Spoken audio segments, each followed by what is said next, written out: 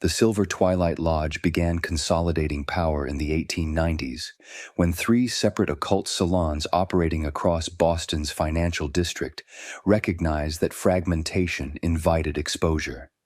Each salon had cultivated clusters of lawyers, bankers, and trustees who shared an appetite for hermetic texts and a willingness to fund expeditions into restricted collections.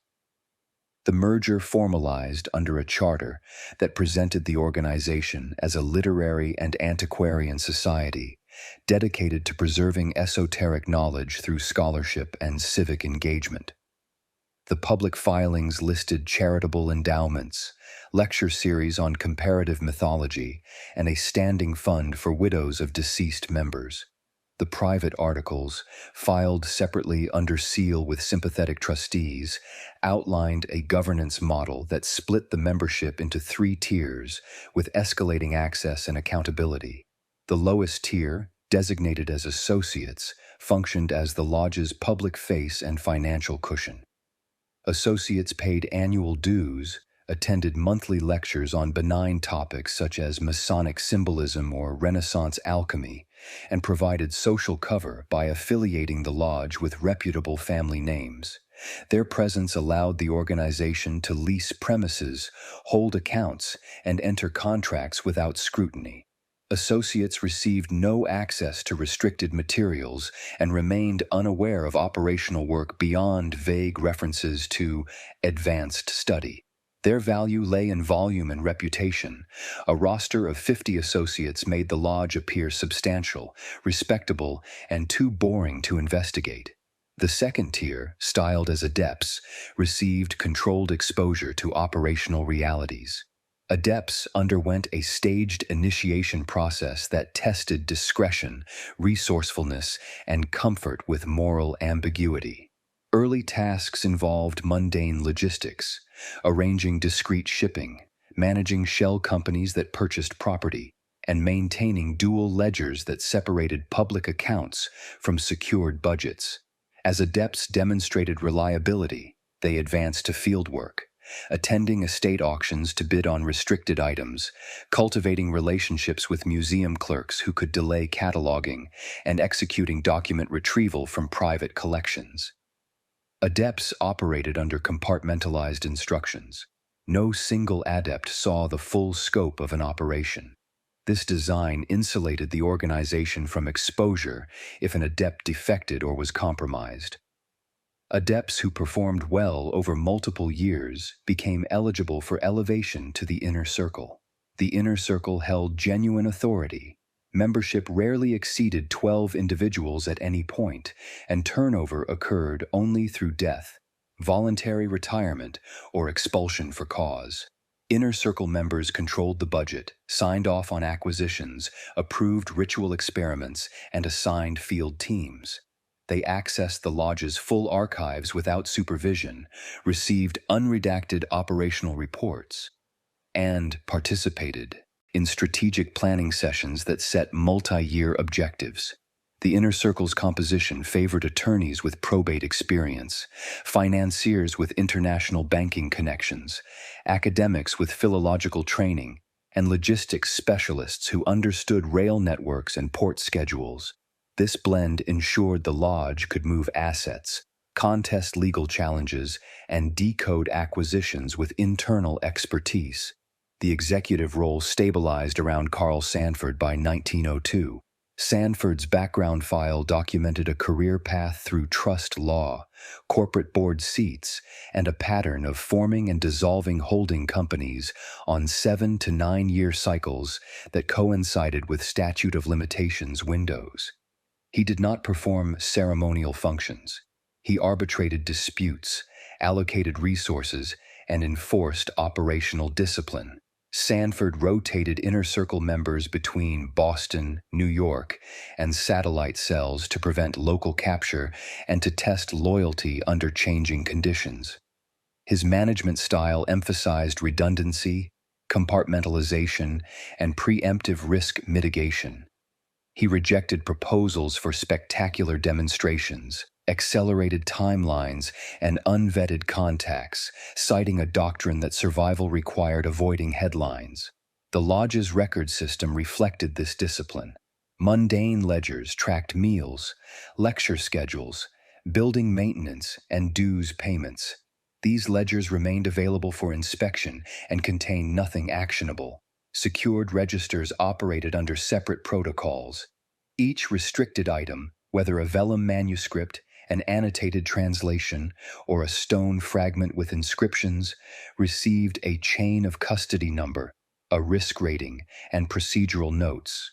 Risk ratings ranged from read-only in isolation, for texts that could be safely studied by a single adept in a locked room, to read-write under supervision for materials requiring interpretation by two inner circle members simultaneously, to sealed pending geometry for items that awaited analysis of spatial and temporal conditions before any handling. Every access event generated a log entry with timestamps, personnel signatures, and outcome notes. This bureaucratic rigor served two purposes.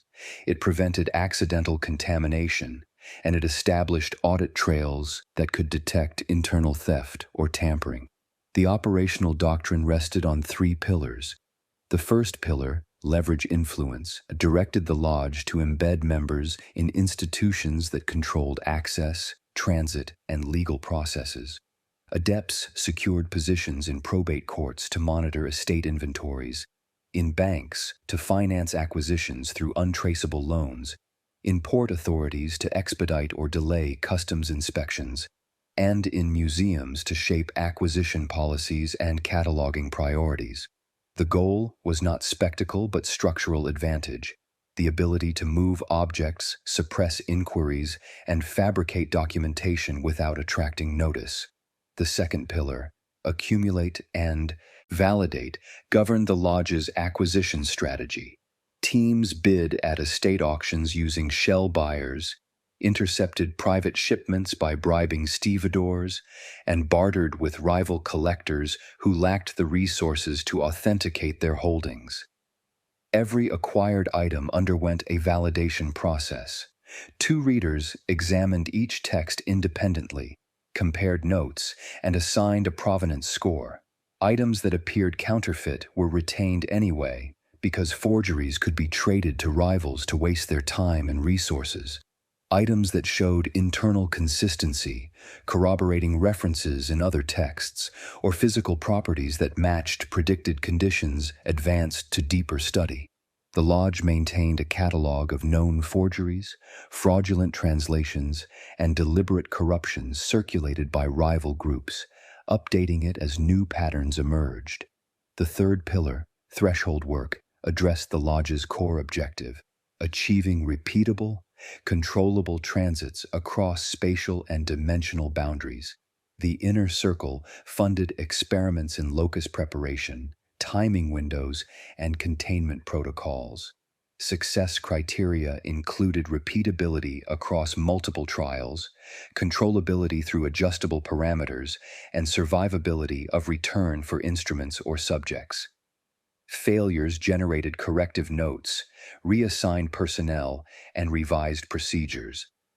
The lodge logged every failure with forensic detail, treating them as data rather than setbacks. This iterative approach distinguished the lodge from cults that pursued single dramatic invocations. The lodge aimed for engineering precision, not religious ecstasy. Recruitment targeted candidates with clean reputations and useful positions. The lodge avoided eccentrics, ideologues, and anyone with a documented history of instability. Preferred candidates included attorneys with estate law expertise, trustees managing charitable foundations, academics specializing in mathematics or ancient languages, contractors with access to municipal utilities and tunnels, and physicians with experience in neurological assessment. Initiation advanced by task completion rather than seniority. A candidate who secured a property deed, transported a sensitive crate without incident, or silenced a leak through legal or financial pressure advanced faster than a candidate who merely attended lectures. Exit from the lodge was discouraged not through threats, but through entanglement. Mortgages arranged through lodge-controlled banks, business partnerships with other members, and shared liabilities in shell companies bound associates and adepts to the organization's balance sheet. Leaving meant financial ruin, professional isolation, and the loss of networks that sustained careers. The lodge's internal regulations banned uncontrolled invocations, unlogged experiments, and independent correspondence with entities not cleared by the inner circle. Violations triggered internal tribunals that reviewed evidence, assessed intent, and determined consequences. The lodge preferred correction to punishment because trained operatives required years to develop and were expensive to replace.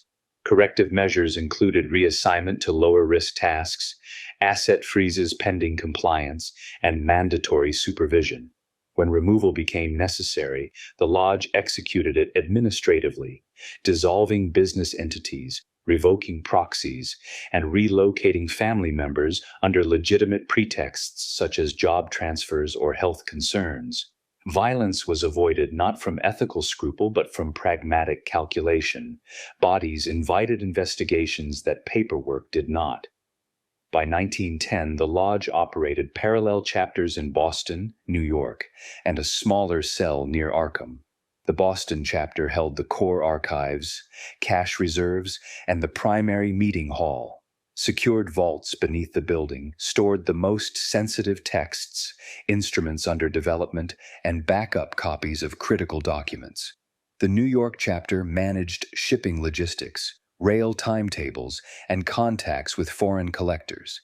It maintained safe houses near the docks and employed stevedores who could divert crates without raising alarms.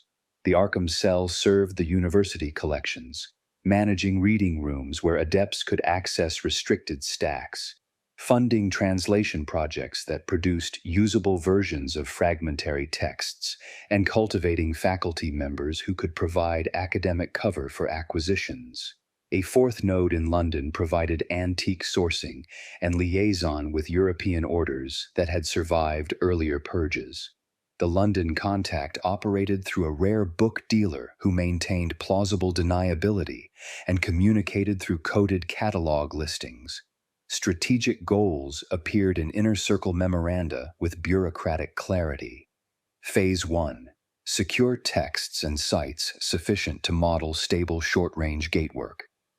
This phase required acquiring multiple versions of gate formulae to identify common elements, locating physical sites with properties that matched textual descriptions, and compiling data on timing conditions that correlated with successful transits. Phase 2. Scale duration and payload through iterative geometry and tuned harmonic drivers. This phase involved building instruments that could sustain apertures beyond momentary flickers, calibrating power inputs to avoid destabilization, and testing payloads of increasing mass and complexity. Phase 3. Establish predictable, reversible crossings to access knowledge, allies, and leverage. This phase aimed for operational capability, reliable transits that could retrieve information, establish communication with entities possessing useful knowledge, and demonstrate control sufficient to negotiate terms. The Lodge framed these objectives within a cosmological model that identified Yog-Sothoth as both mechanism and authority. This choice was pragmatic rather than devotional. The framework yielded equations for spatial distortion, timing windows tied to astronomical alignments, and control metrics that could be measured and adjusted. The Lodge's language emphasized reliability and control. Internal documents referred to aperture engineering and threshold management, rather than summoning or worship.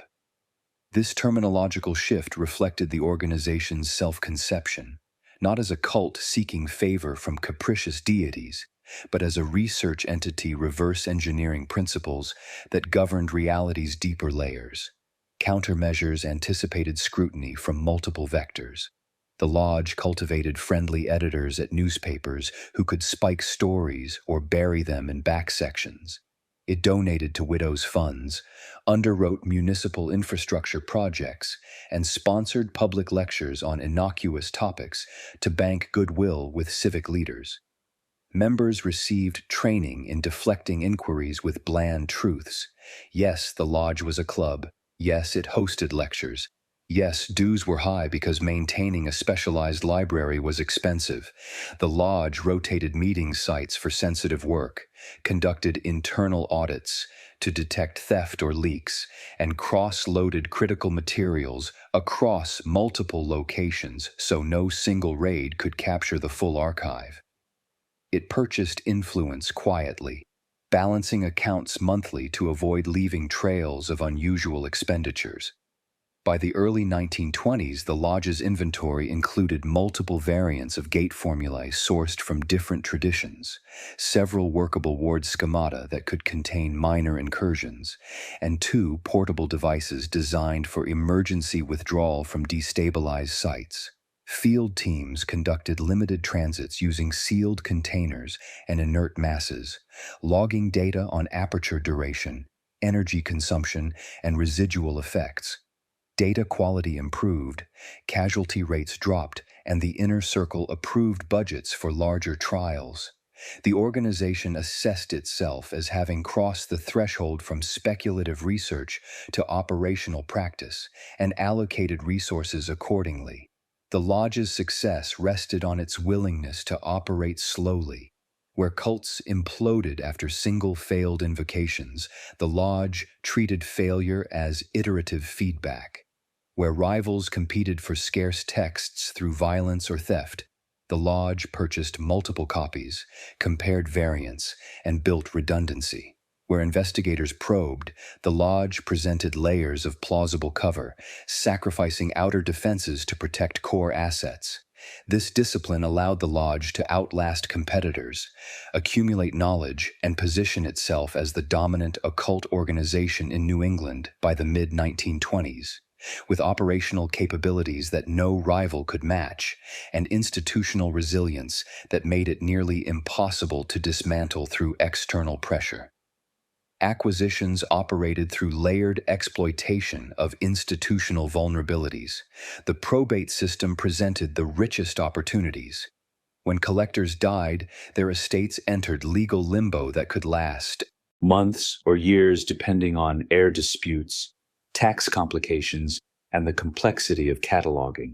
Lodge agents monitored obituaries, court filings, and executor appointments, identifying estates that contained occult libraries, artifact collections, or correspondence with known contacts in hermetic circles. Once a target estate was identified, the lodge deployed a 3-step process. First, an adept with legal credentials contacted the executor, offering pro bono consultation on valuation and tax strategy. This positioned the adept as a helpful expert rather than an interested buyer. Second, the adept recommended specific appraisers, lodge members or sympathetic contacts who would undervalue occult materials while accurately pricing conventional assets, allowing the lodge to bid competitively at eventual auctions without attracting rival interest. Third, during the cataloging phase, clerks received bribes to delay processing specific crates, providing time for lodge teams to photograph contents, substitute worthless duplicates, and remove originals. The substitutions were crafted carefully, similar bindings, comparable weights, and superficially matching text that would pass cursory inspection, but reveal themselves as worthless upon serious study. By the time heirs or institutions discovered the switch, the chain of custody had grown too tangled to prosecute, and the lodge had long since integrated the genuine articles into its secured collections. Museum backlogs presented a parallel opportunity structure. Universities and cultural institutions chronically underfunded their acquisitions departments, creating processing queues that stretched years behind intake. When ships docked carrying crates flagged for university collections, often materials donated by alumni serving in diplomatic posts or colonial administrations, lodge stevedores executed selective diversion, A small percentage of crates, typically those with coded markings that matched lodge intelligence on contents, were rerouted to private bonded warehouses. The crates remained there for weeks or months while adepts photographed every item, assessed value, and decided what to retain. Items selected for retention were replaced with period-appropriate substitutes, damaged editions of the same titles, translations rather than originals, or outright fabrications designed to waste the recipient institution's resources. The diverted crates then returned to the proper channels with shipping documentation that showed routine delays due to customs inspections or warehouse transfers. The receiving institutions, accustomed to backlogs and bureaucratic friction, rarely questioned the timelines. Every diverted item underwent rigorous evaluation. 2 readers examined each text independently, operating in separate rooms without communication. Each reader produced a report covering provenance indicators, textual consistency, correlation with known references and physical properties such as paper, composition, ink chemistry, and binding techniques. The reports were compared by a third inner circle member who resolved discrepancies and assigned a final assessment: genuine, probable, uncertain, or counterfeit. Counterfeits were not discarded. The Lodge maintained a counterfeit library that served 2 purposes. First, it allowed adepts to study forgery techniques, improving their ability to detect future fakes. Second, counterfeits could be traded to rival groups, a tactic the Lodge employed regularly to drain competitors' time and resources. A well-executed trade involved presenting a counterfeit as a reluctant sale, demanding high payment, and allowing the buyer to feel they had extracted a concession. The rival would then spend months or years attempting to decode a worthless text while the Lodge continued productive work. Rival groups forced continuous operational adjustments. Remnants of the Starry Wisdom cult, scattered after its Providence headquarters collapsed in the 1890s, approached the Lodge in 1911 with an offer of cooperation. The Starry Wisdom remnants controlled access to basement spaces under several buildings in Providence's College Hill area, spaces that showed architectural features consistent with pre-colonial construction and contained inscriptions that matched fragments in Lodge-held texts. The remnants also retained congregants willing to participate in ritual work.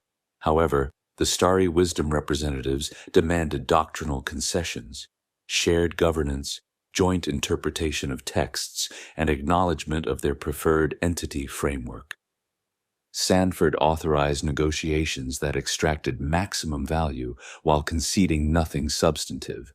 Lodge adepts mapped the basement spaces, photographed the inscriptions, interviewed the congregants to assess their knowledge, and then dissolved contact by citing irreconcilable theological differences. The Starry Wisdom remnants, lacking the resources to capitalize on their assets alone, fragmented further. The Lodge later recruited individual ex-members who brought detailed knowledge of the cult's remaining resources without demanding organizational authority. A European order based in Prague began flooding the transatlantic market with corrupted translations in 1913. The texts appeared to be legitimate, proper bindings, credible provenance documentation, period-appropriate paper, but contained subtle alterations that rendered formulae inert or dangerous. The Lodge initially lost time attempting to work from these texts before pattern analysis revealed the systematic nature of the corruption. Rather than confront the European order directly, the Lodge purchased additional samples, mapped the error patterns across multiple texts, and identified the specific types of alterations. Inverted sigil elements, substituted phonetic values, and inserted buffer phrases that disrupted syntactic flow. An inner circle member with academic credentials authored a pamphlet on textual criticism in Hermetic manuscripts, using the European order's corruptions as anonymous case studies. The pamphlet was published through a university press and distributed to antiquarian networks. The European order's reputation collapsed as collectors recognized the described error patterns in their recent purchases. The lodge never mentioned the order by name, never revealed its own losses, and never exposed the underlying subject matter. The pamphlet presented itself as purely methodological, accessible to mainstream scholars, and devastating to anyone who recognized the specific examples. A coastal cult operating between Kingsport and Newburyport demanded shared rights in 1916, claiming territorial primacy and threatening to expose lodge activities if refused. The cult's leadership included ship captains, dock workers, and several families with multi-generational involvement in maritime trade. They possessed knowledge of offshore sites and timing cycles tied to tidal patterns. Sanford declined the demand for shared rights, but authorized a mapping operation. Lodge adepts cultivated the cult's treasurer, a bookkeeper who managed the group's modest funds and kept records of membership, vessel schedules, and ritual calendars. Over 6 months, the treasurer was recruited through a combination of financial inducements, a better-paying position at a lodge-controlled shipping firm, and appeals to professional vanity, framing the lodge as a more sophisticated organization that valued competence. Once recruited, the treasurer provided copies of the cult's ledgers, membership rolls, and operational records. The lodge used this intelligence to identify the cult's funding sources, primarily donations from ship captains who expected protection from storms and favorable catches. Lodge-controlled banks then offered the captains better terms on marine insurance and cargo financing, conditional on severing ties with the cult. Within 18 months, the coastal cult's funding pipeline collapsed. Its leadership fragmented into competing factions, and its remaining assets were absorbed piecemeal by lodge adepts who purchased properties, documents, and navigational charts through intermediaries. The cult dissolved without a single confrontation, and the lodge gained complete access to the offshore sites and tidal data it had originally sought. Investigators intruded in phases, each wave requiring adapted countermeasures. Private detectives hired by heirs appeared first, typically working for families who suspected their inheritances had been diminished through estate mismanagement or theft. These detectives probed missing lots, interviewed auction house staff, and traced buyers. The lodge responded by planting paperwork trails that pointed toward small-time fences and minor collectors who could be sacrificed without loss. Shell buyers who had purchased items on the lodge's behalf were provided with documentation showing they had resold the items to other parties. Fabricated parties whose addresses led to vacant lots or dissolved businesses. The detectives burned weeks following dead ends while the actual items remained secure in lodge vaults. When detectives approached lodge members directly, the members expressed polite concern, provided copies of innocuous correspondence, and suggested the detectives contact the shell buyers, who had, of course, vanished. A police inspector named Legrasse built a scrap file on the lodge beginning in 1918, collecting tips from informants, interviewing disgruntled former associates, and mapping connections between the lodge and unsolved thefts. Legrasse operated out of New Orleans, but had contacts in Boston who fed him information. The lodge became aware of Legrasse's interests through its embedded sources in police departments and assessed him as a persistent threat who would not be easily deflected.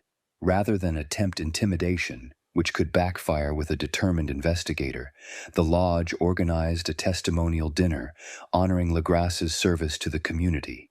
Lodge associates who served on civic boards attended, delivered speeches praising Legrasse's integrity, and presented him with a commemorative plaque.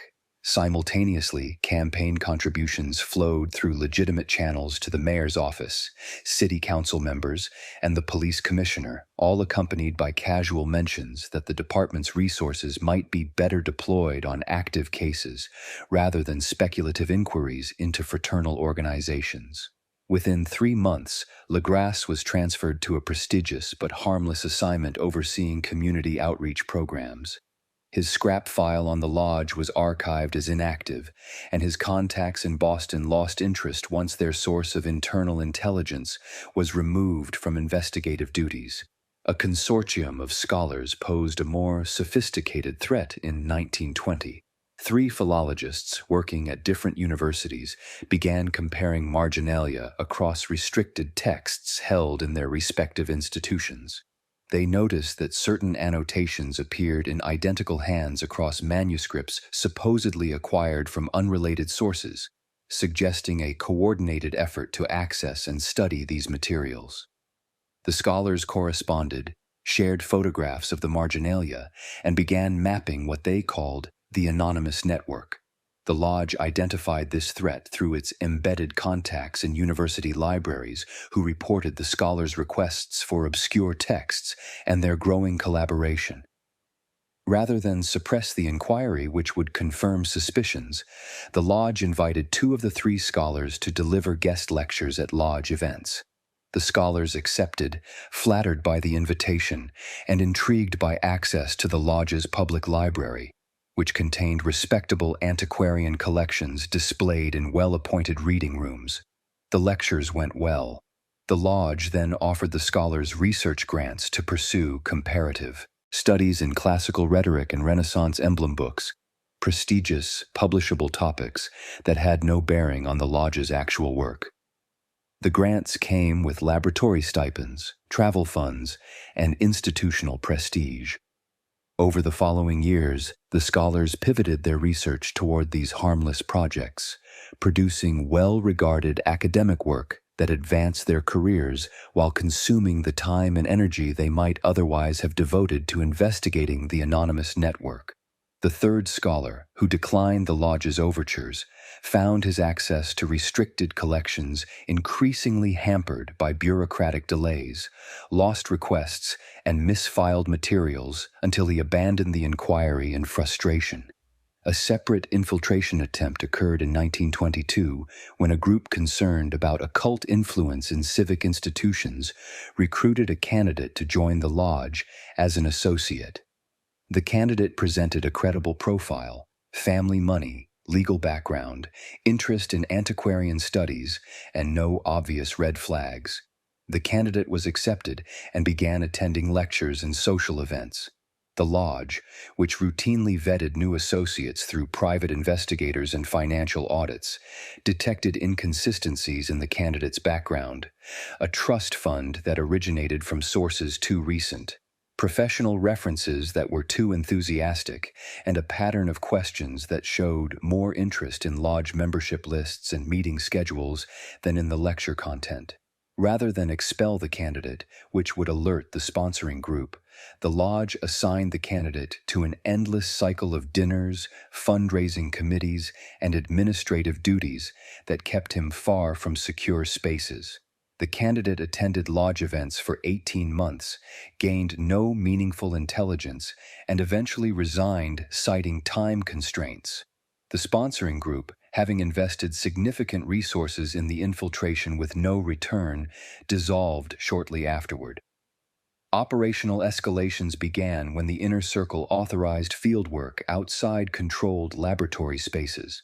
The shift from desktop experiments to field deployment carried significant risks, increased exposure, infrastructure dependencies, and the possibility of detectable anomalies. In 1921, a team received approval to build a locus under a utility corridor beneath a warehouse the lodge controlled in Boston's waterfront district. The site selection followed extensive surveys that identified locations with specific properties, bedrock composition that matched textual requirements, minimal seismic activity, and utility access that could mask power consumption.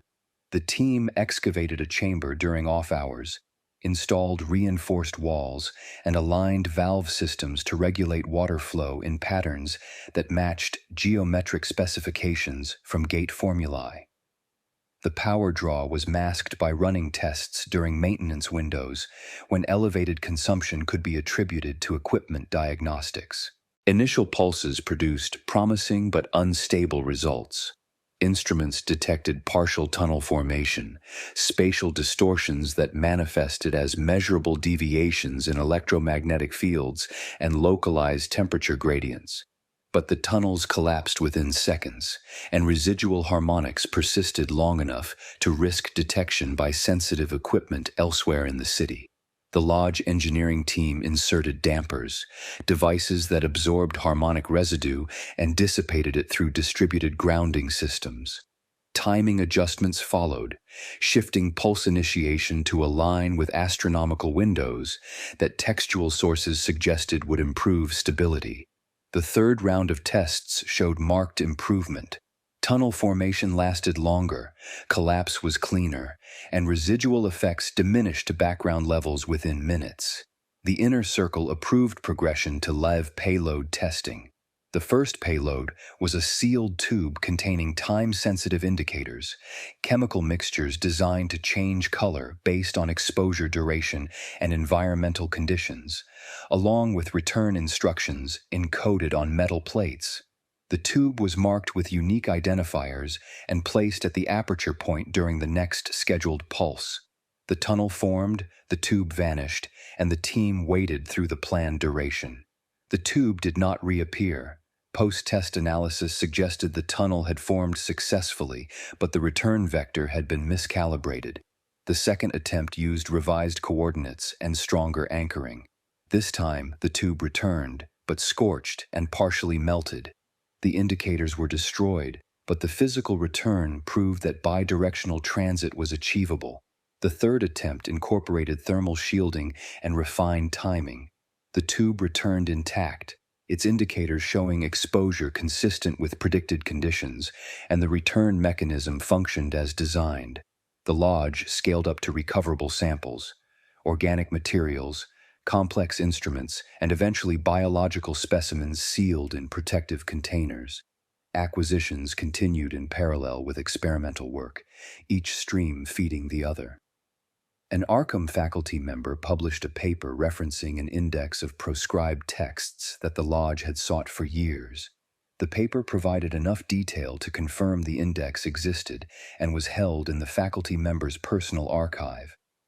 An adept, posing as a donor liaison from a foundation interested in funding archival preservation, contacted the faculty member and offered a grant to digitize his collection. The faculty member accepted. During the digitization process, conducted in the faculty member's lab with equipment the lodge provided, the adept copied the index, photographed associated notes, and left a decoy, a similar document with scrambled entries that would pass casual inspection. The faculty member never noticed the substitution, and the lodge gained access to a comprehensive catalog of texts, their locations, and known copies. A banker under lodge influence purchased a decommissioned armory in 1923, a transaction that appeared routine in Boston's post-war real estate market. The armory's main floors were leased to commercial tenants, generating revenue that justified the purchase. The sublevels, which had once stored munitions, were renovated to lodge specifications, reinforced doors, climate control systems, and segmented storage that allowed materials to be isolated by risk category. The invoices listed the work as ventilation upgrades and structural repairs, categories that attracted no scrutiny. A lawyer drafted a series of trusts that obscured ownership, routing title through charitable foundations and shell companies. A shipping magnate provided sealed compartments on transatlantic vessels, spaces that could transport items without customs inspection by exploiting diplomatic pouches and corporate freight privileges. A printer produced small batch editions of coded manuals for initiates, using movable type that could be disassembled after each run to prevent forensic analysis. Each of these elements positioned the lodge to operate with reduced friction, moving assets internationally, storing them securely, and training personnel without generating documentary trails that could be subpoenaed. Threats escalated on multiple fronts. A federal office investigating missing antiquities issued inquiries to auction houses and shipping companies in 1924. The case originated with a complaint from a museum in Philadelphia that had expected certain items from an estate donation but received substitutes. The lodge's legal team responded with clean bills of lading, authenticated custom stamps, and a narrative that pointed the investigation toward a known smuggler already in federal custody on unrelated charges. The smuggler, who had no connection to the lodge but fit the profile, became the focus of the federal inquiry. The case closed without touching lodge operations. A fire in a tenement building near one of the lodge's test sites occurred the same night as a scheduled experiment in 1924. The timing was coincidental, but created a public safety incident that demanded response. The lodge deployed a donations committee that covered damages, provided temporary housing for displaced families, and funded a fire safety inspection program for the neighborhood. The generosity diverted attention, positioned the lodge as a civic benefactor, and ensured that investigations into the fire's cause remained focused on faulty wiring rather than unexplained energy signatures detected by instruments in the vicinity. A compromised adept attempted to sell a secured register to a rival collector in 1925. The adept, facing personal debts and believing he could extract the register without detection, photographed pages and arranged a meeting with a buyer. The lodge learned of the attempt through its financial surveillance. Adept's bank accounts were monitored for unusual activity and traced the buyer back to the rival collector's network. Rather than confront the adept directly, which might drive the transaction underground, the lodge purchased the photographed pages through a cutout, a false buyer who offered more money and faster payment. The adept sold to the cutout, and the photographs returned to lodge control. The adept was then subjected to legal discipline. Business partnerships were dissolved, loans were called, and employment was terminated through channels that appeared unrelated to the lodge. The adept's financial collapse was attributed to poor investments and bad luck. No violence was employed, no threats were issued, and the lesson was visible to other adepts. Betrayal leads to ruin through lawful mechanisms. An inner circle member proposed a spectacular demonstration in 1925, suggesting that a public display of controlled threshold work could attract high-value recruits from financial and political elites. The member argued that discretion had served the lodge well, but that expansion required bolder action. Sanford rejected the proposal in a memorandum that became foundational doctrine. Work survives when it avoids headlines. Institutions that make noise draw attention they cannot control. Our advantage lies in accumulation, not spectacle. Recruits attracted by demonstrations are unreliable. Recruits vetted through performance are assets. The memorandum circulated to all Inner Circle members and became required reading for adepts. The proposing member accepted the decision and continued in his role. The disagreement treated as a strategic debate rather than a loyalty test. The research track pursued repeatable crossing with systematic rigor. Teams standardized instrument packs that included radiation counters, oscillographs for measuring field oscillations, timed shutters that could capture rapid phenomena, sealed samplers for environmental specimens, and return beacons that emitted signals detectable across dimensional boundaries. Schedules were built around astronomical and terrestrial windows, lunar phases, planetary alignments, tidal extremes, and magnetic anomalies. Operators trained on emergency shutdown procedures, running drills that simulated power spikes, containment breaches, and instrument failures.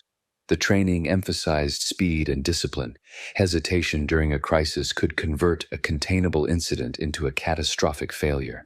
A proposal for bound subject testing, using a human participant physically restrained within the aperture, emerged from the engineering team in 1926.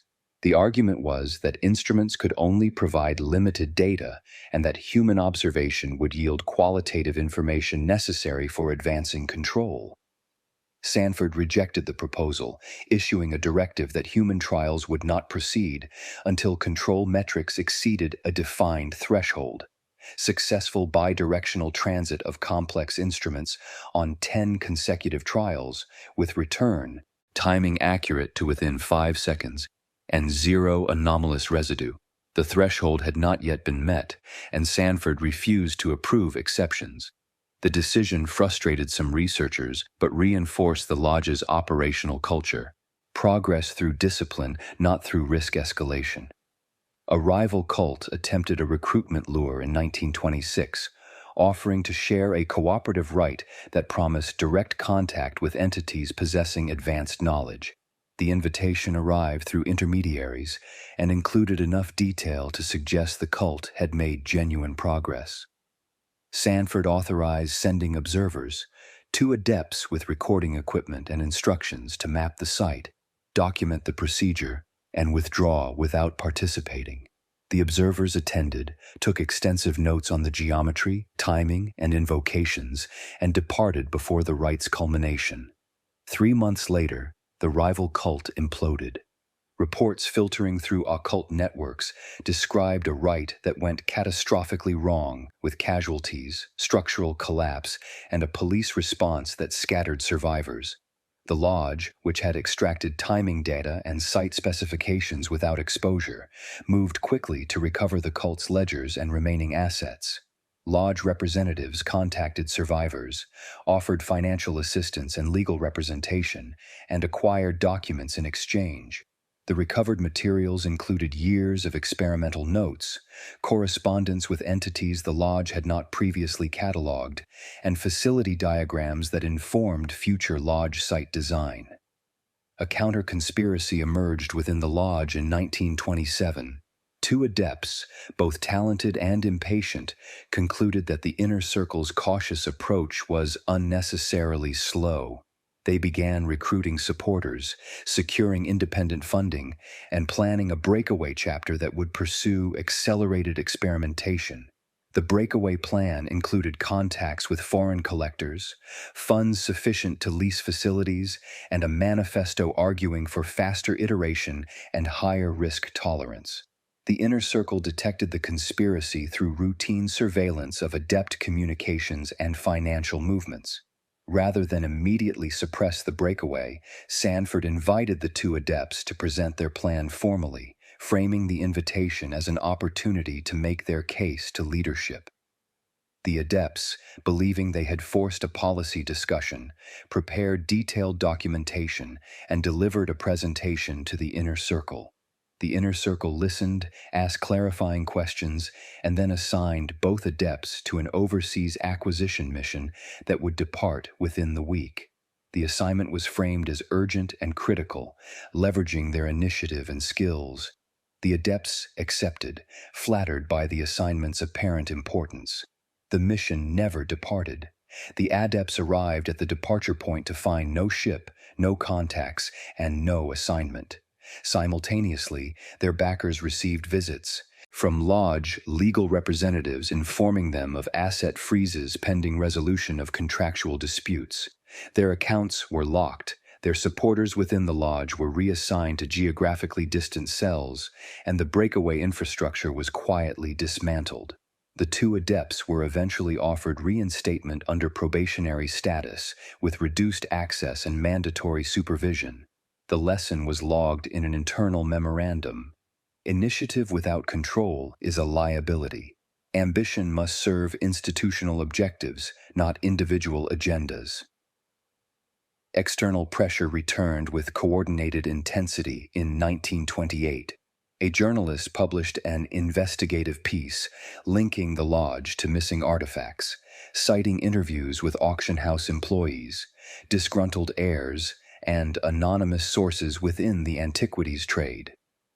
The article stopped short of criminal accusations, but raised questions about the lodge's acquisitions practices and suggested a pattern of suspicious transactions. A federal prosecutor, reading the article, issued subpoenas to auction houses and shipping companies requesting records of transactions involving lodge members. A university board, alarmed by the publicity, demanded the return of items it suspected had been diverted from its collections, items the university had never officially cataloged but believed should have arrived based on donor correspondence. The lodge's legal team responded with a multi-layered defense. First, they challenged jurisdiction, arguing that the federal prosecutor's subpoenas exceeded statutory authority and that the transactions in question were civil matters outside federal scope. The challenges triggered procedural delays that consumed months. Second, they demanded specifics: which items, from which transactions, with what evidence of wrongdoing. The university board's demand was particularly vulnerable to this tactic because the items in question had never been formally accessioned and thus had no documented ownership chain. Third, they produced documentation that appeared to cooperate while revealing nothing. Bills of sale for unrelated items, shipping records that showed routine transactions, and affidavits from shell buyers who testified to purchasing items at fair market value. The documentation created the appearance of transparency while leading investigators away from secured operations. Associates hosted public forums where they addressed concerns about the lodge's reputation, presenting the organization as a victim of sensationalism and misunderstanding. They cited the lodge's charitable work, its support for scholarship, and its long history of civic engagement. The forums were well attended, covered by friendly media, and effective in rallying support from the lodge's network of allies. Behind this public defense, the Inner Circle executed a comprehensive security overhaul. Portable assets, texts that could be moved easily, instruments in active development, and documents containing operational details were transferred to secondary caches in private residences, rented storage facilities, and trusted businesses. 2 test sites were shut down entirely, their equipment dismantled, and their spaces returned to innocuous uses. Locks were rekeyed, access lists were updated, and compartmentalization was tightened so that even adepts with legitimate access to one facility had no knowledge of others. The core archive was split into 3 traveling sets, each containing sufficient material to continue research if the other 2 were compromised. One set remained in Boston under heavy security, one was moved to a safe house in New York, and one was placed in a London vault, accessible only to designated Inner Circle members. Redundancy became formal policy, enshrined in operational manuals that required all critical materials to exist in triplicate across geographically separated locations. By late 1928, the Lodge assessed that external pressure had peaked and would likely subside as investigators encountered procedural obstacles and media attention moved to other stories. The organization had weathered the scrutiny without significant loss. Its core operations remained intact, and its security infrastructure had been strengthened through the overhaul. The Inner Circle concluded that the moment had arrived to demonstrate operational capability through a major test, a stable, human-adjacent crossing with comprehensive planning, layered safety protocols, and full documentation. The test was designated Project Threshold. Objectives were defined with bureaucratic precision: establish a stable aperture lasting no less than 10 seconds, extend a human observer to the threshold without full transit, collect observational data that could not be obtained through instruments alone, and execute a clean withdrawal with the observer intact and functional. The project was not framed as heroic exploration, but as confirmation that process, not luck, governed threshold work. Success would validate years of iterative development and justify scaling to full transit operations. Failure would provide data for refinement and inform the next round of attempts. The team assembled for Project Threshold included a conductor who would manage the procedure from a central control position, 2 technicians responsible for power regulation and timing, a recorder who would document every step, a medic trained in neurological assessment and emergency intervention, and a security lead responsible for site perimeter and emergency extraction. A standby team monitored from a relay room with independent kill switches and backup generators. Sanford would sit in oversight with ultimate authority to abort at any phase. Training consumed 3 months. The team ran dry runs that simulated the procedure without activating the aperture, walked through every sequence until actions became automatic, and drilled emergency aborts under simulated crisis conditions, power, failures, instrument malfunctions, and containment breaches. The training identified weaknesses, refined procedures, and built the muscle memory necessary for effective crisis response. The team also reviewed failures from previous tests, analyzing what had gone wrong and incorporating corrective measures into the project threshold protocols. Contingency planning extended beyond the test itself. The Lodge prepared contingency funds in multiple currencies, travel papers for rapid relocation of personnel, and extraction teams positioned in nearby cities who could mobilize within hours. Every participant's name was compartmentalized. Family members were told only that their relative was involved in a corporate project requiring travel and irregular hours. Legal representation was retained on standby, ready to intervene if law enforcement appeared. Medical facilities were identified and pre-cleared through Lodge contacts, ensuring that any injuries could be treated without triggering mandatory reporting.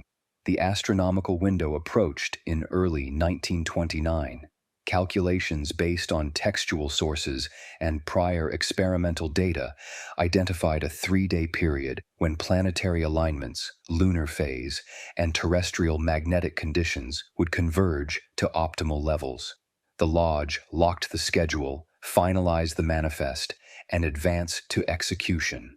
Project Threshold, the culmination of decades of preparation, would prove whether the Silver Twilight Lodge had mastered threshold work, or whether the forces it sought to control remained beyond institutional reach.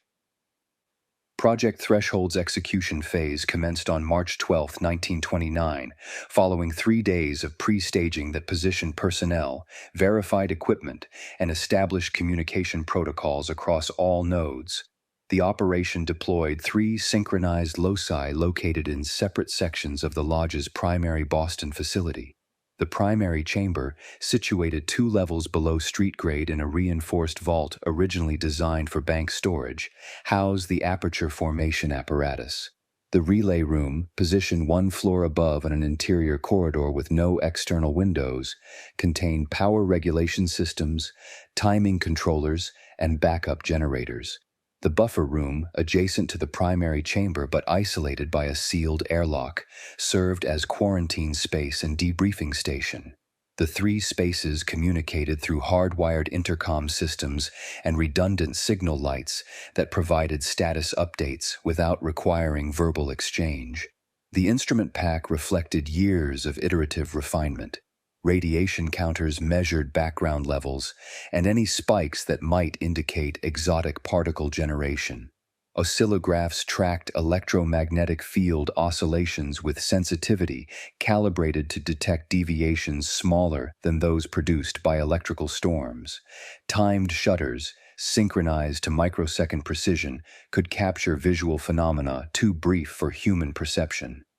Sealed samplers, essentially, hermetic containers with one-way valves, allowed collection of atmospheric or particulate specimens without contaminating the primary chamber.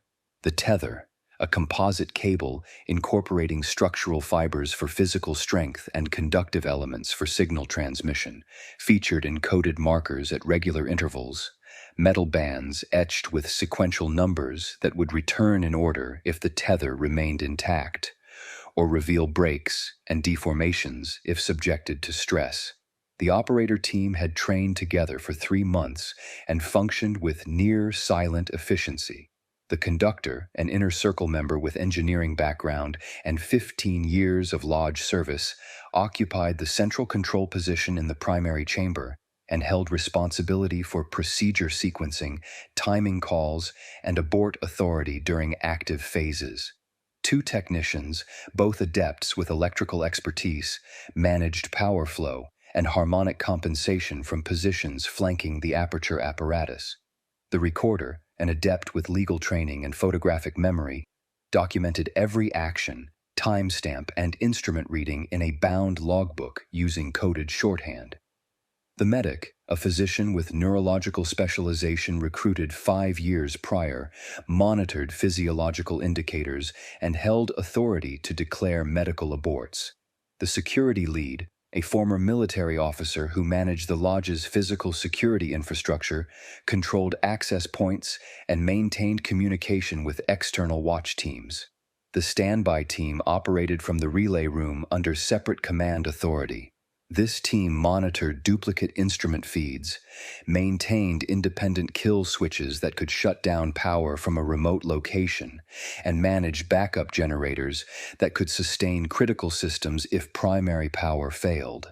The separation ensured that a catastrophic failure in the primary chamber would not eliminate the ability to execute emergency shutdown.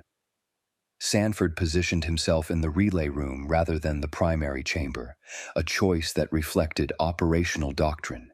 Leadership survives to continue the mission even if frontline operations fail. The stated objective for the first attempt was conservative: achieve aperture formation, extend the probe assembly through the threshold, maintain stable conditions for a 3-count hold, collect instrument data, and execute immediate retraction. Success criteria required all markers to return in sequence, instrument readings to remain within predicted parameters, and 0 anomalous residue that might indicate contamination or persistent effects. The timeline allocated 15 minutes for setup, 5 minutes for the pulse itself, and 10 minutes for post-test assessment before proceeding to a second attempt. The first pulse built smoothly through its initiation sequence. Power flowed from the generators at precisely regulated voltage. The timing controllers synchronized harmonic drivers to the calculated frequency, and the aperture apparatus responded as predicted.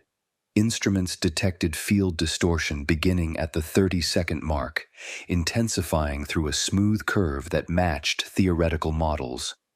At 45 seconds, the aperture achieved visibility, a shimmering discontinuity in the air that registered on multiple sensors and produced a low-frequency vibration felt as pressure in the chest.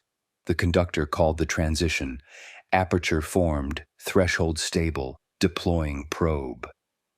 The probe assembly, a meter-long rigid frame carrying instruments and samplers, was pushed forward by the technicians. The tether paid out, markers disappearing in sequence as the probe advanced through the aperture. Instruments reported consistent values during the first count. Temperature in the primary chamber dropped 3 degrees, a predicted effect of energy redistribution. Electromagnetic readings showed expected oscillation patterns. The tether remained taut, transmitting continuous positional signals. On count 2, a harmonic drift appeared in the oscillograph traces, a slow deviation from the target frequency that suggested instability in the aperture's sustaining field. The conductor, monitoring the pattern, ordered a taper. Relay, apply compensation, grade 2. The relay team adjusted power flow, feeding additional current into specific harmonic drivers to counteract the drift. The compensation took effect within seconds. The oscillograph traces stabilized, and the aperture held. On count 3, the conductor ordered retraction. Pulling probe, maintain taper. The technicians reversed the probe assembly, reeling in the tether. All markers returned in sequence, confirming the tether had not been severed or deformed. The probe showed particulate residue on its forward surfaces, a fine crystalline dust that adhered to metal and glass. The residue resembled materials collected in previous tests but appeared far denser, suggesting the probe had penetrated deeper into the transitional zone or encountered a region with different atmospheric properties. The medic, following contamination protocols, ordered the room cleared while the residue was sampled and sealed. The team exited to the buffer room, and the primary chamber was vented through filtered exhaust. Sanford, reviewing the data feeds from the relay room, assessed the first attempt as a qualified success. Aperture stability had been demonstrated, the compensation protocols had functioned correctly, and the probe had returned with valuable data. He authorized progression to the second attempt with extended duration. The second attempt extended the hold to 5 counts, increasing exposure time to collect additional data and test the aperture's stability under longer load. The initiation sequence proceeded without deviation. The aperture formed within the same time frame as the first attempt, and the probe advanced smoothly. At the third count, midway through the planned hold, a surge hit the relay room, an unexpected spike in power draw that overloaded one generator. The generator's automatic protection tripped, cutting its output and forcing the remaining generators to compensate instantly. In the primary chamber, lights flickered and the aperture wavered. The security lead, monitoring system status, called a hold. Power anomaly, holding position. The conductor acknowledged and maintained the probe at its current extension rather than advancing or retracting. In the relay room, technicians bled the surge by rerouting excess current through resistor banks and brought the tripped generator back online. Systems stabilized within 30 seconds, and the aperture regained its prior clarity. The conductor resumed the count, extending through the planned 5 counts before ordering retraction. The tether returned fully, but one of the sealed samplers flashed positive for organics. A chemical indicator designed to detect biological material had registered a hit. The medic immediately sealed the sampler in a secondary containment vessel and logged it for laboratory analysis. The recorder time-stamped every step of the anomaly and recovery, producing a minute-by-minute account that would inform future procedures. Sanford, reviewing the data, noted that the power surge had occurred at a specific phase of the aperture cycle, suggesting a feedback interaction between the aperture and the power supply that had not appeared in theoretical models. He authorized a third attempt with a significant escalation. A human observer would approach the threshold, tethered and equipped with protective gear, to collect qualitative data that instruments could not provide. The human observer selected for the third attempt was an inner circle member with prior exposure to preparatory exercises, controlled meditation sessions designed to acclimate individuals to perceptual distortion. The observer received a full briefing on abort procedures, donned protective equipment including a respirator mask and insulated gloves, and rehearsed the abort phrase that would trigger immediate retraction. The plan limited the observer to threshold proximity without full transit. The observer would approach the aperture, lean into the transitional zone to the extent the tether allowed, report verbal observations, and withdraw on the conductor's command. The tether was shortened to ensure the observer could not accidentally cross fully through the aperture even if control was lost. As the third attempt entered its setup phase, an uninvited variable disrupted the timeline. A law enforcement team arrived at the lodge's outer entrance with a warrant tied to an investigation of missing shipments. The warrant, issued by a federal magistrate, authorized search and seizure of documents related to antiquities transactions. The front desk attendant, trained in stall protocols, requested to see the warrant, asked clarifying questions about scope, and triggered a discreet alarm that alerted the inner circle. Sanford, receiving the alert in the relay room, immediately switched to compression procedures, a pre-planned response to law enforcement intrusion that prioritized asset preservation over operational completion. Non-essential personnel, primarily associates who had no knowledge of Project Threshold, were directed to exit through service stairs under the cover of a routine fire drill. The relay team began locking sensitive cases, pulling travel manifests from secure files, and preparing to evacuate instruments and documents. The buffer team, responsible for the instrument pack and medical equipment, staged cases for rapid movement. Sanford made a critical decision: keep the crossing team in place and accelerate the schedule. Project Threshold had already achieved 2 successful attempts, and the third attempt would provide data that justified the entire operation. The warrant team would require time to breach the facility's multiple checkpoints, time the lodge could exploit to complete the test and execute evacuation. The warrant team breached the first checkpoint within 10 minutes, entering the lodge's public lobby and presenting credentials. The lodge triggered misdirection layers embedded in the facility's design. A storeroom that appeared to be a restricted archive opened to reveal harmless ledgers, membership rosters, dues payments, and lecture schedules spanning decades. A decoy archive on the second floor contained empty stacks with card catalog drawers filled with innocuous index cards. The warrant team, expecting resistance, encountered instead a peculiar cooperation. Doors opened readily, staff provided keys, and the spaces revealed nothing of operational value. The confusion consumed time as the team tried to reconcile the warrant's allegations with the benign materials they encountered. In the primary chamber, the third attempt began under pressure. The conductor compressed the initiation sequence, reducing setup time by skipping redundant safety checks that the first two attempts had validated. The aperture formed rapidly, achieving threshold stability in 40 seconds rather than the standard 60. The human observer stepped forward, tether clipped to a reinforced harness, abort phrase rehearsed silently. The aperture rose to specification, its visual distortion more pronounced than in previous attempts, producing a sensation of depth that drew the eye inward. The observer leaned into the transitional zone, crossing the threshold to shoulder depth while the tether maintained tension. The observer called live readings in a calm, measured voice. Pressure differential, negative. Temperature, significantly lower. Visual contact with structures, geometric, non-Euclidean presentation. The descriptions matched theoretical predictions, but added qualitative detail no instrument could capture. At the planned limit, the conductor ordered retraction. Observer withdraw, immediate.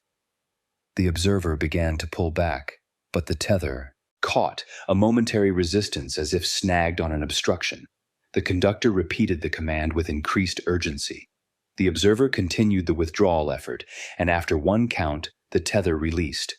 The observer cleared the threshold fully, upright and breathing normally, reporting controlled vertigo and a flash of structures that matched no prior notes in the lodge's archives.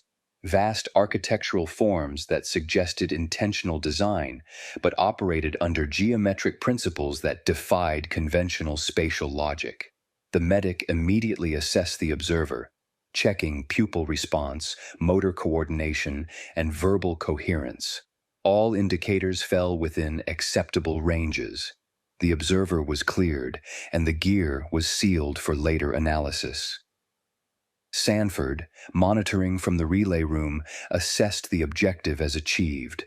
The lodge had demonstrated human-adjacent threshold crossing with controlled return, validating years of theoretical work and justifying progression to full transit experiments in future operations. He ordered shutdown, relay, execute taper, collapse aperture within standard margins. The relay team began reducing power in a controlled sequence designed to avoid abrupt collapse that might leave residual distortions. The warrant team reached the inner door to the operations corridor. The lodge executed its full evacuation plan with practiced precision. Buffer cases containing instrument packs, biological samples, and medical logs moved to a freight lift that descended to the service dock.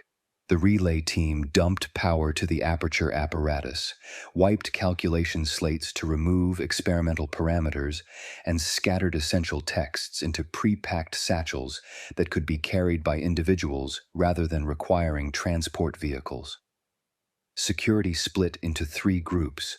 One group remained as decoys to interact with the warrant team, one group escorted the archive materials to extraction vehicles, and one group positioned at choke points to delay the warrant team's advance through procedural objections and physical obstacles that appeared accidental. A prosecutor accompanying the warrant team produced a second order covering additional rooms based on information received during the breach, likely supplied by an informant or rival organization. The lodge's legal counsel, present on site as planned, immediately contested the scope of the second order, demanding to review the underlying affidavit and challenging the magistrate's jurisdiction. The legal objections forced the prosecutor to pause, consult with the warrant team's commanding officer, and verify the second order's validity. The delay purchased critical minutes while the evacuation continued. A rival group exploited the chaos with opportunistic precision. A small cell that the lodge had previously dismantled by collapsing its funding pipeline had apparently maintained a sleeper agent among the lodge's associates. The sleeper, activated by the intrusion, attempted to seize a satchel containing high-value texts during the confusion of the evacuation. The sleeper identified himself as law enforcement to justify his presence in restricted areas, grabbed a satchel from a technician distracted by the freight lift loading, and ran for a side exit that led to an alley. Security intercepted the sleeper before he cleared the building, physically blocking the exit and demanding identification. The sleeper dropped the satchel and attempted to flee through an alternate route. A technician recovered the fallen satchel and passed it to the medic, who handed it to the recorder. The recorder, prioritizing asset preservation, entered the freight lift with the conductor, the recovered satchel, and 2 additional cases containing core experimental data. Sanford, coordinating from the relay room, ordered the freight lift to proceed immediately to the service dock and signaled the extraction cars waiting in the alley.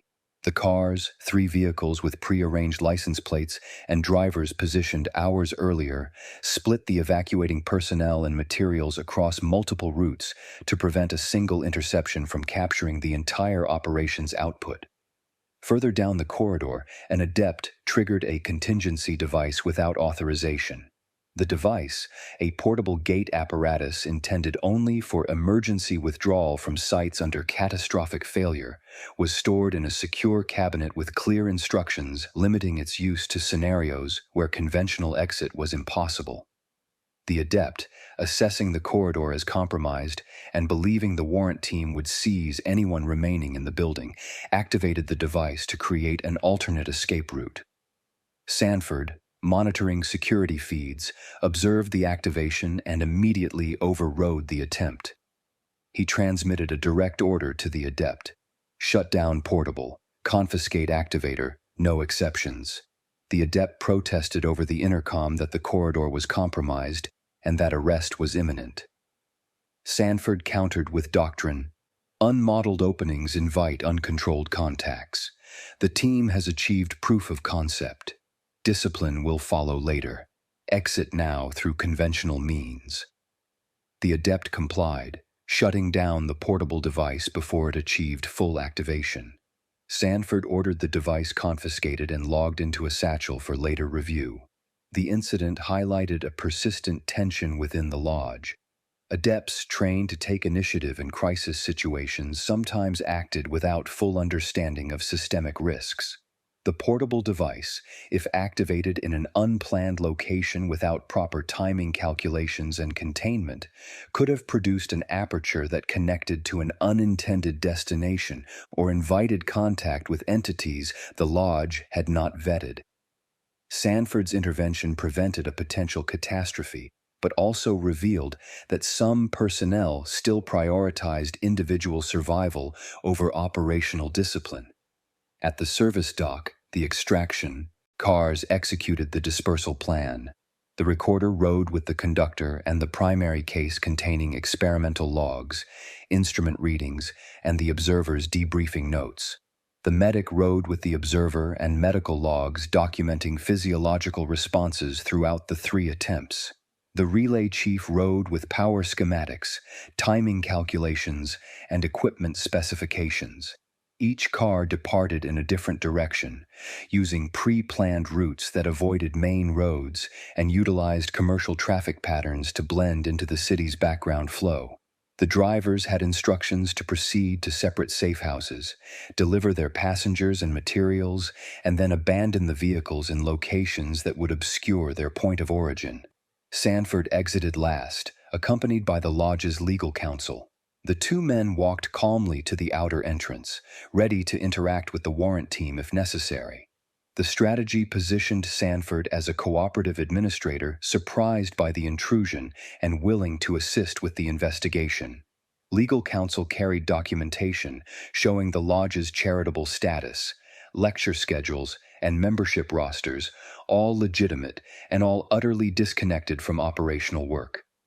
If arrested, Sanford would invoke his right to silence and defer all questions to counsel, a strategy that would consume days before any meaningful interrogation could occur, by which time assets would be secured and personnel relocated. Inside the evacuated facility, the security decoy team surrendered politely when the warrant team finally breached the inner corridor. The decoys produced permits for the equipment in sight: electrical generators listed as emergency backup systems, ventilation apparatus documented as climate control for rare book preservation, and structural reinforcements described as seismic retrofitting. The permits were genuine, filed with the appropriate municipal departments, and covered everything visible. What the permits did not mention was the equipment's actual function. The generators had powered the aperture formation apparatus, the ventilation had filtered exotic particulates, and the reinforcements had contained energies that could destabilize conventional architecture. The warrant team gained entry to the emptied rooms and found lecture programs, membership directories, financial ledgers showing charitable donations, and correspondence with antiquarian book dealers. The primary chamber, stripped of its aperture apparatus and instruments, appeared to be a storage vault with reinforced walls and climate control, unusual but not illegal. The relay room, cleared of its power regulation systems, looked like an electrical maintenance space with empty equipment racks and disconnected wiring. The buffer room, now containing only chairs and a table, resembled a meeting space or office. The warrant team photographed everything, collected the available documents, and interviewed the decoy team members, who provided statements that were truthful but useless. Yes, the lodge held meetings. Yes, it maintained a library. Yes, it had installed electrical systems for climate control. No, they were not aware of any illegal activities. The investigation that followed consumed months and produced minimal actionable evidence. The documents seized at the facility revealed no criminal conduct. The permits for equipment were valid. The witnesses provided consistent but uninformative testimony. The federal prosecutor, lacking evidence of specific crimes, eventually narrowed the investigation to potential customs violations related to antiquities import. The lodge's legal team negotiated a settlement. The lodge would pay a fine for administrative irregularities in documentation, donate several items from its public collection to a museum as a gesture of cooperation, and submit to periodic audits of its acquisitions. The settlement closed the investigation without admissions of guilt and without exposing the lodge's actual operations. The rival cell that had attempted to seize materials during the evacuation fared worse. The sleeper agent, apprehended by lodge security and turned over to the warrant team as a trespasser, was arrested on unrelated charges when background checks revealed outstanding warrants. The cell's leadership, exposed by the failed operation, lost credibility with its remaining supporters and dissolved within months. The lodge, quietly monitoring the cell's collapse, absorbed several former members who brought useful skills and were willing to accept subordinate roles in exchange for access to resources. Project Threshold's outcome was assessed as a strategic success despite the disrupted extraction. The 3 attempts had demonstrated aperture stability, validated compensation protocols, confirmed bidirectional transit with recovery of instruments and humans, and collected data that would inform the next generation of experiments. The observers' qualitative reports provided descriptions of threshold environments that matched theoretical predictions while adding new details. The structures observed suggested artificial construction, implying the presence of intelligences or civilizations on the far side of accessible thresholds. This confirmation shifted the lodge's strategic planning from pure research toward operational objectives. If entities with advanced knowledge existed beyond the thresholds, contact and negotiation became feasible goals. The evacuation's success validated the lodge's redundancy doctrine. The core experimental data survived intact across multiple copies. Key personnel escaped without arrest. The facility, though compromised and likely under ongoing surveillance, was not the lodge's only operational site, and its loss did not cripple the organization. Within weeks, the lodge relocated primary operations to the New York chapter, transferred critical materials to secure storage in secondary cities, and began planning the next phase of threshold work at a newly acquired site in a different jurisdiction. The internal consequences of Project Threshold revealed organizational weaknesses that required correction. The adept who activated the portable device without authorization was subjected to a tribunal that reviewed his actions, assessed his understanding of operational doctrine, and determined consequences. The tribunal concluded that the adept had acted from fear rather than ambition, and that retraining was more appropriate than expulsion. The adept was reassigned to lower-risk logistics work, required to complete a supervised study program on containment doctrine, and prohibited from participating in field operations until the Inner Circle certified his rehabilitation. The case was documented as a training example. Initiative must serve institutional objectives, and unauthorized use of contingency devices constitutes a threat to collective security. The lodge's acquisition strategy shifted in response to the investigation.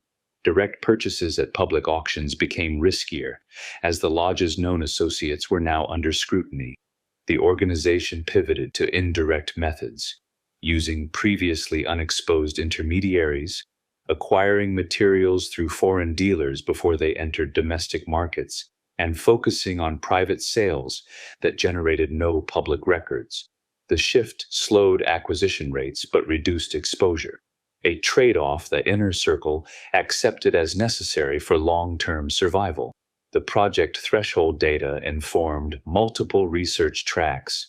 Instrument teams analyzed the particulate samples, identifying crystalline structures with properties that did not match known materials, anomalous melting points, unusual electromagnetic responses, and molecular arrangements that suggested formation under non-standard physical conditions. Theoretical teams incorporated the observers' descriptions into updated models of threshold geometry, attempting to map the structures described and determine whether they were natural formations or intentional constructions. Engineering teams studied the power surge incident, developing improved regulation systems that could handle feedback interactions without generator failures. By 1930, the Lodge had integrated the lessons from Project Threshold into a revised operational framework. The framework formalized multi-site redundancy, requiring all major experiments to maintain backup teams and equipment at geographically separated locations.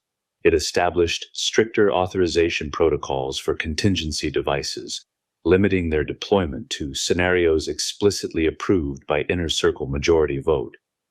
It expanded training programs to emphasize doctrine and collective discipline over individual initiative. It created a new classification system for experimental data that separated foundational research, which could be partially reconstructed if lost, from irreplaceable observations, which required maximum redundancy and security. The broader implications of Project Threshold extended beyond the Lodge's internal operations. The confirmation that stable, controlled thresholds could be achieved using reproducible procedures meant that the barrier between conventional reality and what lay beyond was not absolute but permeable, given sufficient knowledge and resources. The observation of structures suggested that the spaces accessed through thresholds were not empty voids, but inhabited or constructed environments. This raised strategic questions. If entities or civilizations existed beyond the thresholds, what were their capabilities, intentions, and willingness to negotiate? If knowledge could be extracted from these contacts, what leverage could the Lodge offer in exchange? If thresholds could be opened reliably, could they be weaponized, monopolized, or regulated? The Lodge's leadership recognized that these questions positioned the organization at the edge of a transformation. The decades spent accumulating texts, developing techniques, and building infrastructure had been preparatory. The successful execution of Project Threshold, even under crisis conditions, demonstrated operational capability. The next phase would shift from proving feasibility to scaling application. Longer transits, larger payloads, direct communication with entities, and eventually the establishment of stable channels for knowledge transfer, resource acquisition, or strategic leverage. Speculation. The Lodge's long-term trajectory likely aimed toward a model in which threshold access became a controlled commodity. An organization that could reliably open, sustain, and close thresholds to specific destinations would possess leverage over governments, corporations, and rival occult groups. Knowledge extracted from beyond the thresholds. Whether scientific principles, historical records, or practical techniques could be monetized, bartered, or withheld to shape political and economic outcomes. The Lodge's emphasis on institutional survival, legal cover, and redundancy suggested it envisioned itself not as a temporary conspiracy, but as a permanent fixture, embedding itself into the infrastructure of power and surviving across generations. The risks inherent in this trajectory were substantial. Every threshold opening created the possibility of uncontrolled contact, contamination, or intrusion. The entities or environments accessed through the thresholds might not be passive resources available for exploitation. The Lodge's assumption that knowledge and control were achievable rested on the belief that the forces beyond the thresholds operated under consistent principles that could be modeled, predicted, and managed. If that assumption proved false, if the entities were hostile, the environments inherently unstable, or the principles fundamentally incomprehensible, then the Lodge's accumulated expertise would offer no protection. The historical record suggests the Lodge continued operations beyond 1930, adapting to shifting political conditions, technological developments, and the emergence of new competitors. The organization's core doctrine, accumulation, redundancy, and operational discipline, allowed it to survive challenges that destroyed less cautious groups. Whether the Lodge achieved its strategic objectives, successfully established stable threshold channels, or ultimately encountered forces it could not control, remains unclear. What is documented is that the Silver Twilight Lodge demonstrated that occult research could be conducted as institutional practice rather than individual obsession, that threshold phenomena were subject to engineering approaches rather than purely mystical frameworks, and that survival in this domain required treating the cosmos not as a source of revelation, but as a problem space demanding systematic, patient, and ruthlessly pragmatic engagement. The legacy of the Silver Twilight Lodge in Lovecraftian lore is one of competent ambition confronting limits that institutions, however disciplined, may not be designed to manage. The Lodge succeeded in achieving what many cults failed to accomplish. It built a sustainable organization, accumulated functional knowledge, and demonstrated operational capability. What it could not do, and what no institution operating in this domain has reliably achieved, is contain the consequences of the doors it learned to open. The threshold work that the Lodge pursued carried an implicit wager that control was possible, that knowledge could be bounded, and that the human institutions conducting these experiments would remain the actors rather than becoming the instruments of forces that rendered institutional boundaries irrelevant. Project Threshold proved the Lodge could open doors. Whether it or any successor organization could ensure those doors closed on human terms remains the question that defines the limits of institutional occultism in a cosmos indifferent to institutional survival.